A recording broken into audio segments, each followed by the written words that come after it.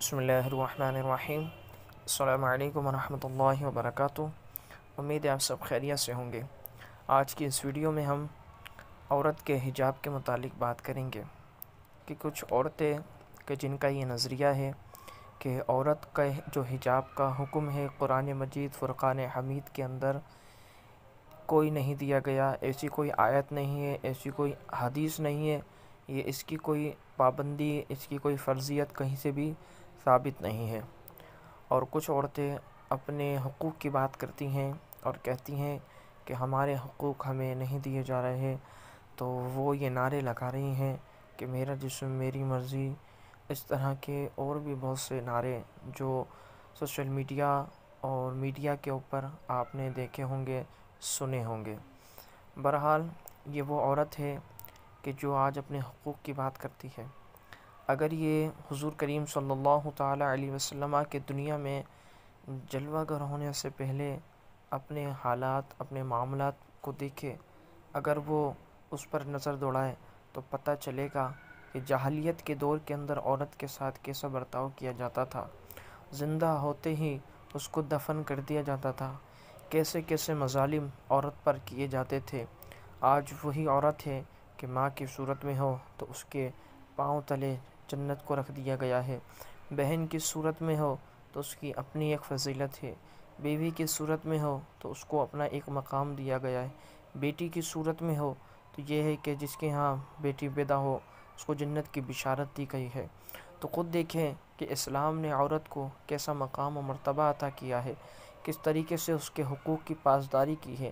اور آج یہی عورتیں، جو کچھ عورتیں ہیں، میں ہر ایک کی بات نہیں کرتا، جو کچھ عورتیں ہیں جو یہ نعرہ لگا رہی ہیں ہمارے حقوق ہمیں دیے جائیں، ہمیں آزادی دی جائے، تو یہ کون سی آزادی کی بات کرتی ہیں؟ ڈاکٹر کہتے ہیں کہ میرے پاس ایک طالب علم لڑکی آئی اور اس نے پوچھا کہ قرآن پاک میں کوئی ایک بھی ایسی آیت جو عورت پر حجاب کی فرضیت یا پابندی ثابت کرتی ہے؟ اگر ہے تو مجھے بتائیں۔ تو وہ پروفیسر صاحب تھے، انہوں نے کہا کہ پہلے آپ اپنا تعارف کروا دیں۔ تو اس طالبہ نے کہا کہ میں یونیورسٹی میں آخری سال کی طالبہ ہوں اور میرے بہترین علم کے مطابق اللہ تبارک و تعالی نے عورت کو حجاب کا ہرگز حکم نہیں دیا، اس لیے میں بے پردہ رہتی ہوں، تاہم میں اپنے اصل سے بالکل جڑی ہوئی ہوں اور اس بات پر اللہ تبارک و تعالی کا بہت شکر ادا کرتی ہوں۔ پروفیسر صاحب نے کہا اچھا، تو مجھے چند ایک سوال پوچھنے دیں۔ تو اس طالبہ نے کہا جی بالکل پوچھیے۔ تو پروفیسر صاحب نے کہا اگر آپ کے سامنے ایک ہی مطلب والا لفظ 3 مختلف طریقوں سے پیش کیا جائے تو آپ کیا مطلب نکالیں گی، اس کا کیا مطلب اخذ کریں گی؟ طالبہ نے کہا میں کچھ سمجھی نہیں۔ تو پروفیسر صاحب نے کہا اگر میں کہوں کہ مجھے اپنا یونیورسٹی گریجویشن کی ڈگری دکھاؤ، یا میں یہ کہوں کہ اپنی یونیورسٹی گریجویشن کا رزلٹ دکھاؤ، رزلٹ کارڈ دکھاؤ، یا پھر میں یوں کہوں کہ اپنی یونیورسٹی گریجویشن کی فائنل رپورٹ دکھاؤ، تو آپ کیا نتیجہ اخذ کرو گے؟ طالبہ نے کہا میں ان تینوں باتوں سے یہی سمجھوں گی کہ آپ میرا رزلٹ دیکھنا چاہتے ہیں، اور ان تینوں باتوں میں کوئی بھی تو ایسی بات پوشیدہ نہیں جو مجھے کسی شک میں ڈالے، کیونکہ ڈگری، رزلٹ کارڈ یا فائنل تعلیمی رپورٹ سب ایک ہی بات کی طرف اشارہ کرتے ہیں کہ آپ میرا رزلٹ دیکھنا چاہتے ہیں۔ تو پروفیسر صاحب نے کہا بس میرا یہی مطلب تھا جو آپ نے سمجھ لیا ہے۔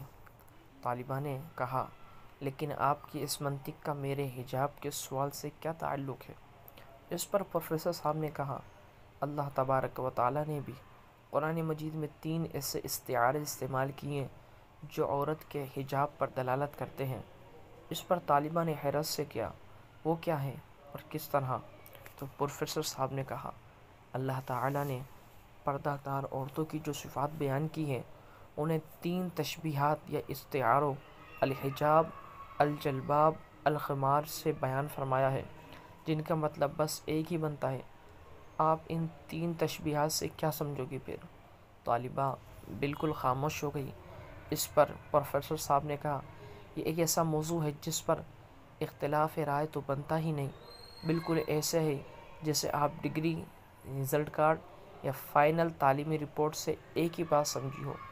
اس پر طالبہ نے کہا، مجھے آپ کا سمجھانے کا انداز بہت بھلا لگ رہا ہے، مگر بات مزید وضاحت طلب ہے، تو آپ تھوڑی وضاحت کر دیجئے۔ پروفیسر صاحب نے اس پر کہا، پردہ دار عورتوں کی پہلی صفت اور اپنے سینوں پر اپنی اوڑھنیوں کے آنچل ڈالے رہیں، وَلَا يَضْرِبَنَّ بِخُمُرِهِنَّ عَلَى جُيُوبِهِنَّ۔ باری تعالیٰ نے پردہ دار عورتوں کی جو دوسری صفت بیان فرمائی وہ یہ ہے کہ اے نبی اپنی بیویوں اور بیٹیوں اور اہل ایمان کی عورتوں سے کہہ دو کہ اپنے اوپر اپنے چادروں کے پلو لٹکا لیا کریں۔ اللہ تبارک و تعالیٰ نے پردہ دار عورتوں کی جو تیسری صفت بیان فرمائی وہ یہ ہے کہ اگر تمہیں کچھ مانگنا ہو تو پردے کے پیچھے سے مانگا کرو۔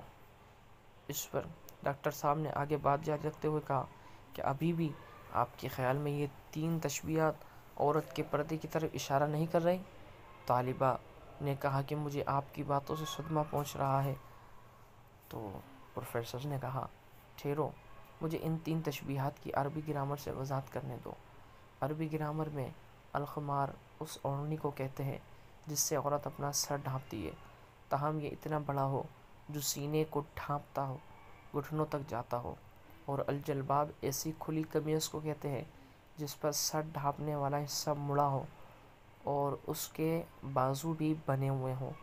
فی زمانہ اس کے بہترین مثال مراکشی عورتوں کی قمیض ہے جس پر ہڈ بھی بنا ہوا ہوتا ہے، تاہم حجاب کا مطلب تو ویسے ہی پردہ ہی بنتا ہے۔ اس پر طالبہ نے کہا، جی میں سمجھ رہی ہوں کہ مجھے پردہ کرنا ہی پڑے گا۔ پروفیسر نے کہا، ہاں، اگر آپ کے دل میں اللہ اور اس کے پیارے رسول صلی اللہ علیہ وسلم کی محبت ہے۔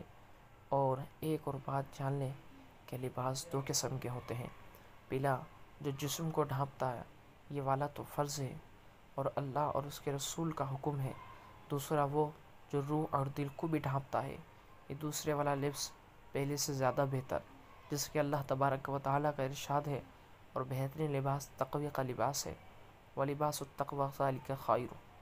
ہو سکتا ہے کہ ایک عورت نے ایسا لباس تو پہن رکھا ہو جس سے اس کا جسم ڈھکا ہوا ہو، لیکن اس نے تقوی کا لباس نہ اوڑھ رکھا ہو، تو ٹھیک طریقہ یہی ہے کہ وہ دونوں لباس زیب تن کرے اور اپنی ایک حدود میں جو شریعت نے اس کے لیے رکھی ہے اس میں رہے گی، تو انشاءاللہ تبارک و تعالی اس کی دنیا میں بھی سرخروئی ملے گی اور قبر میں بھی وہ سرخرو رہے گی اور آخرت میں بھی سرخرو رہے گی۔